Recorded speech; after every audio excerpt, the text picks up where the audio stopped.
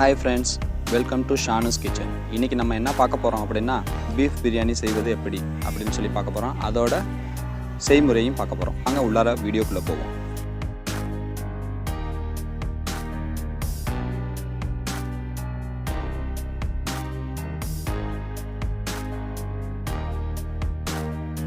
நம்ம விறகடுப்புல தான் பிரியாணி செய்ய போறதுனால நம்ம விறகடுப்பை இப்போ நம்ம பத்த வச்சுக்குவோம்.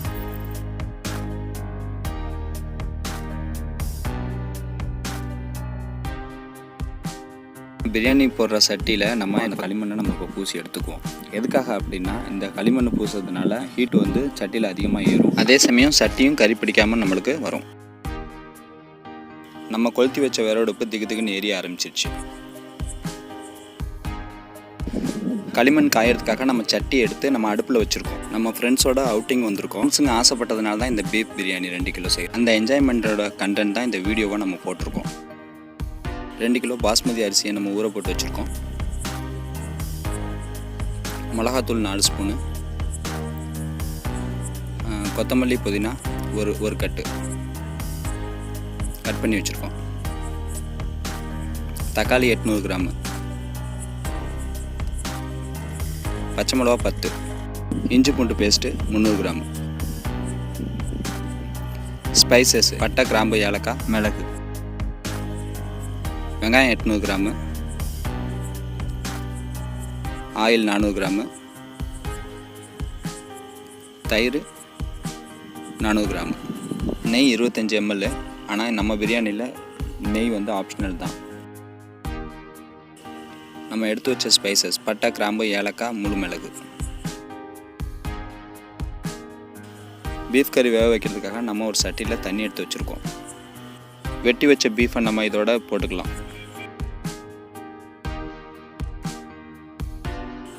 இது கூட இஞ்சி பூண்டு பேஸ்ட்டு நம்ம 1 ஸ்பூன் சேர்த்துக்கலாம். இது கூட 2 ஸ்பூன் சால்ட்டு சேர்த்துக்கலாம். நம்ம அரிசி வேக வைக்கிறதுக்காக ஒரு சட்டியில் தண்ணி எடுத்து வச்சு 2 ஸ்பூன் சால்ட்டு நம்ம போட்டுக்கிறோம்.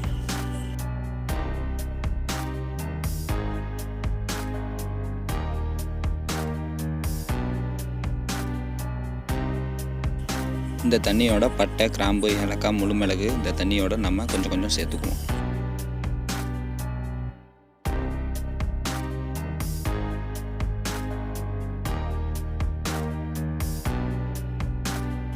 ஸ்பைசஸ் சேர்த்த பிறகு கொஞ்சம் கொத்தமல்லி புதினா நம்ம இதோட சேர்த்துக்குவோம். எதுக்காக அப்படின்னா ஃப்ளேவருக்காகவும் வாசனைக்காகவும் அரிசி பிரியாணி வந்து நல்ல வாசனையாக வர்றதுக்காகவும் இதை நம்ம சேர்த்துக்குவோம்.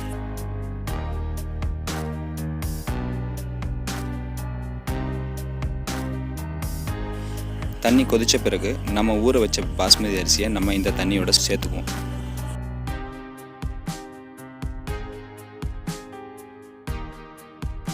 பிரியாணிக்கு மசாலா ரெடி பண்ணுறதுக்காக நம்ம அடுப்பில் வச்ச சட்டியில் நம்ம எண்ணெய் ஊற்றிக்குவோம்.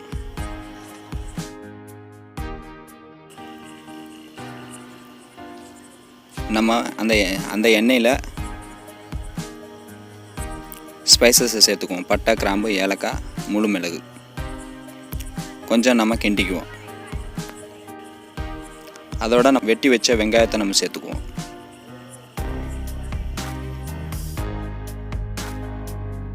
அதையும் நம்ம கிண்டிக்குவோம்.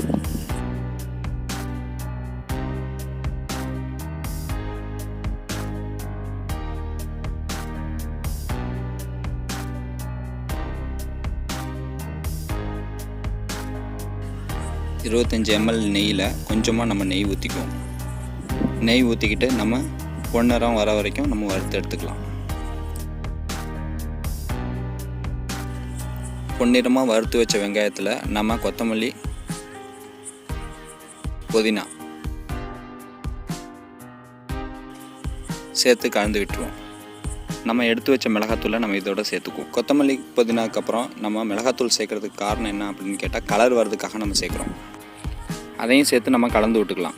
நம்ம பிரியாணியில் நம்ம கலர் சேர்க்க போகிறதில்ல, அதனால தான் இந்த மிளகாத்தூள் நம்ம சேர்த்துக்கிறோம். கலந்து வச்ச மசாலாவில் நம்ம இஞ்சி பூண்டு சேர்த்து நம்ம விரவிக்குவோம்.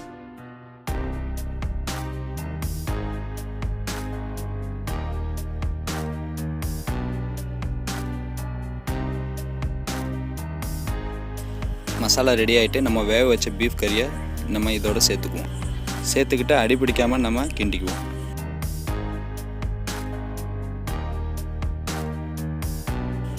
அதோட நம்ம வச்சிருந்த தயிரையும் நம்ம சேர்த்துக்குவோம். இதோட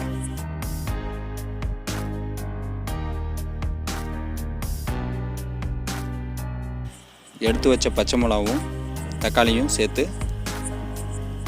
உப்பு போட்டு நம்ம கிண்டிக்குவோம்.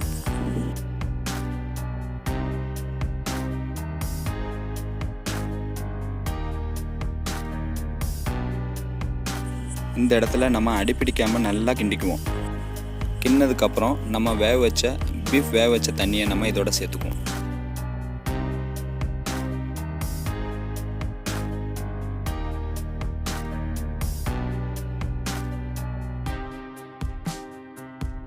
இதை நம்ம நல்லா கலந்து விட்டுட்டு நம்ம மூடி போட்டு நம்ம மூடி வச்சுருவோம்.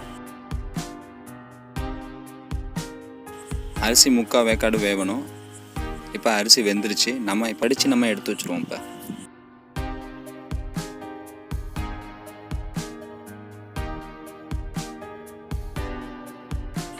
மசாலா கொதிச்சு வந்துருச்சு. இப்போ நம்ம இதோட அரிசியை சேர்த்து நம்ம சமப்படுத்திக்குவோம். இது ஏன் இப்போ நம்ம சமப்படுத்திக்கிறோம் அப்படின்னா நம்ம தம்முக்கு விட போகிறோம். இப்போ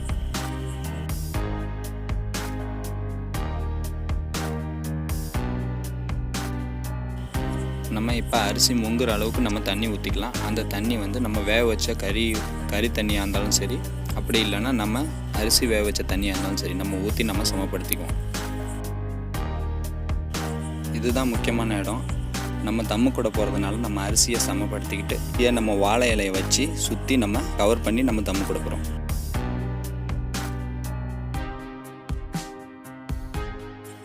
நம்ம இலையை வச்சு மூடியாச்சு. இப்போ நம்ம தட்டு எடுத்து வச்சு மூடிட்டு அதுக்கப்புறம் வெயிட்டுக்காக நம்ம ஏதாவது எடுத்து வச்சுக்கலாம். நம்ம விறகுடுப்பில் செய்கிறதுனால 5 நிமிஷம் ஹை ஃப்ளேம்லேயும் லோ ஃப்ளேமில் 5 நிமிஷமும் நம்ம தம்மு விடுறோம்.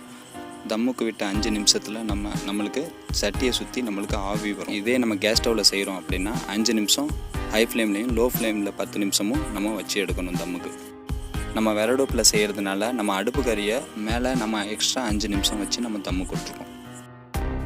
ஃப்ரெண்ட்ஸ், நம்ம சட்டியை ஓப்பன் பண்ணி பார்க்க போகிறோம்.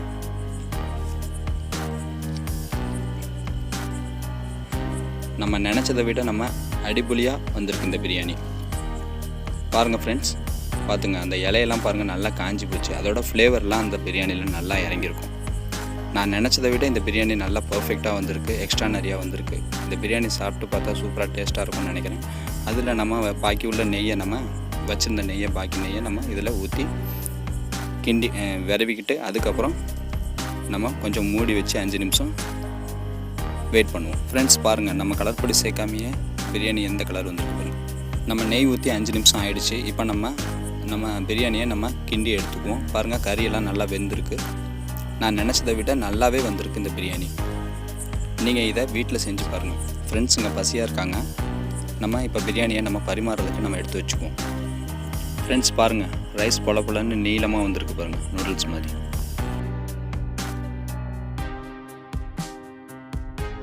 அவ்வளோதாங்க, பீஃப் பிரியாணி ரெடி ஆகிடுச்சு. வாங்க ஃப்ரெண்ட்ஸ், நம்ம பீஃப் பிரியாணி சாப்பிடலாம்.